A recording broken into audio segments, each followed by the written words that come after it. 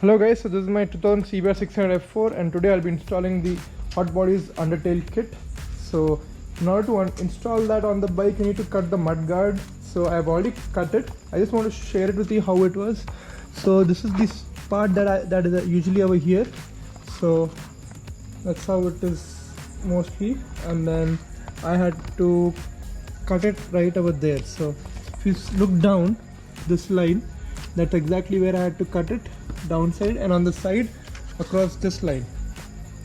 If you just follow this line, yeah, so I have to cut it like that. So this is the part that I'm not going to be able to use. The lock will be transferred to the Hotbody Undertail kit, and this is how it will be, the mudguard.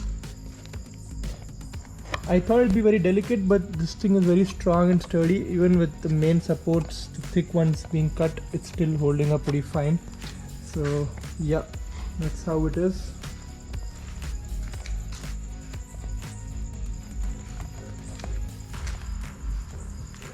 So usually the Undertail kit comes in unpainted and painted, so I just took the unpainted one and the white one, and I installed it by cutting all this and saw the fit and finish and all perfect.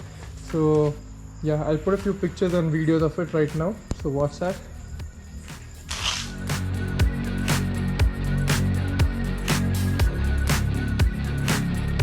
I repainted today, so it was actually white color.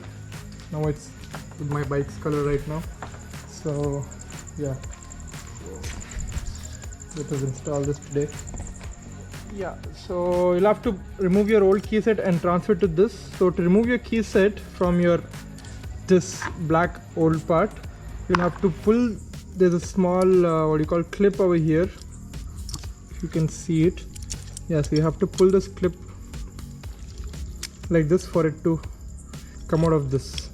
You need this also because that is where the cable is gonna stop and pull this cylinder. So you need all the three, so you just have to transfer it over here. So there's a small groove here and there's a small groove over here also, so you just have to transfer it carefully. This hole is slightly tight. I had to spin it around and open it up a little bit earlier. So yeah, that's fixed on this side. Now you just need to put this one again, following where that line is.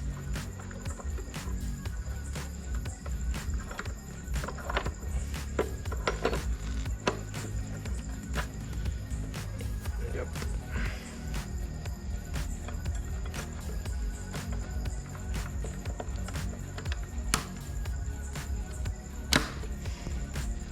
Yep, so that's fixed. So because this one is a little flat, like it's coming out like this, I had to cut this at an angle. You can see it's just not straight, slightly bent towards the inside, because this was touching. So you can just remember to do that better. And I'm just leaving it like this because it's not that bad. So yeah, I'm gonna install this now on the bike. It's fairly easy. Put the upper one, then put the lower one, and then connect all your tail light and all this. So my wiring is pretty simple. I know how it is. These are the light indicators for it. So yeah, let me put that and then show it to you how it's looking. So here, as you can see, I just installed my indicators. So they are done. I even wired the lock mechanism. Let me put a flashlight so you can see it better.